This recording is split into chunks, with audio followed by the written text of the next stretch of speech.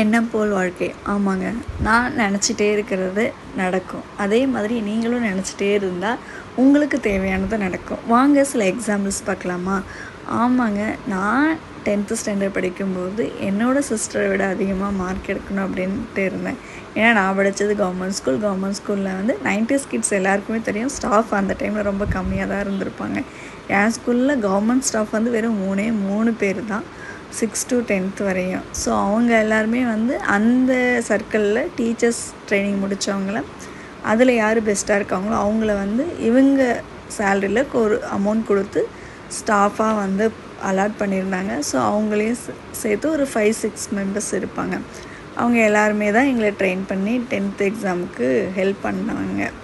So நான் வந்துட்டு நம்ம அக்காவை விட அதிகமாக எடுக்கணும் அப்படின்ட்டு, ஏன்னா எங்கள் அக்கா வந்து ப்ரைவேட் ஸ்கூலில் படித்து நல்ல மார்க் எடுத்தவங்க, 465 எடுத்தாங்க. நான் அதை விட அதிகமாக எடுக்கணும் அப்படின்னு சொல்லிட்டு திங்க் பண்ணேன். 10th ஸ்டார்டிங்லேருந்தே திங்க் பண்ணிகிட்டே இருந்தேன். ஸோ ஃபைனல் ரிசல்ட் வந்துட்டு அவங்களோட ஒரு 13 மார்க்ஸ் வந்து அதிகமாக வந்துச்சு. அதே மாதிரி நான் இன்ஜினியரிங் படிக்கும்போதும் சேம் திங்ஸ் தான். என் கூட உள்ளவங்க பக்கத்தில் யார் உட்காந்து எழுதுகிறாங்களோ, ஏன்னா ஃபஸ்ட் இயரில் எல்லாருக்குமே வந்து சேம் சிலபஸ் மட்டும்தான். ஸோ நம்ம பக்கத்தில் உட்காந்து எழுதுகிறவங்களுக்கு ஆப்வியஸாக நம்ம ஹெல்ப் பண்ணுவோம். அப்படி ஹெல்ப் பண்ணும்போது என் பக்கத்தில் உள்ளவங்க என்னை விட ஸ்கோர் அதிகமாக பண்ணியிருந்தாங்க பர்சன்டேஜ். ஸோ நான் ரொம்ப ஆவரேஜாக 60-65 தான் எடுத்திருந்தேன். பட் வந்து அவங்க சொல்லும்போது, நீ எனக்கு ஹெல்ப் பண்ணி நான் 80% எடுத்தேன், ஏன் உன்னால் எடுக்க முடியல?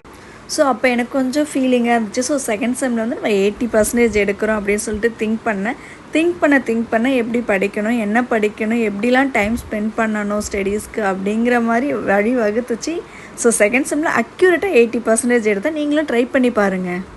நம்ம எல்லாருக்குள்ளேயும் ஏதாவது ஒரு அச்சீவ்மெண்ட் பண்ணணும் அப்படிங்கிற மாதிரி ஒரு சின்ன ஆசை இருக்கும். பட் சம் சுச்சுவேஷனால் நம்மளால் எதுவுமே பண்ண முடியாத மாதிரி இருப்போம். பட் நம்ம மனசுக்குள்ளே சொல்லி பார்ப்போமே, சொல்லி பார்த்துட்டே இருந்தோன்னா ஒரு ஸ்டேஜுக்கு மேலே அதை பற்றி சர்ச் பண்ணி நமக்கே அதை இம்ப்ளிமெண்ட் பண்ணுற அளவுக்கு ஒரு தைரியம் வரும். ட்ரை பண்ணி பாருங்கள்.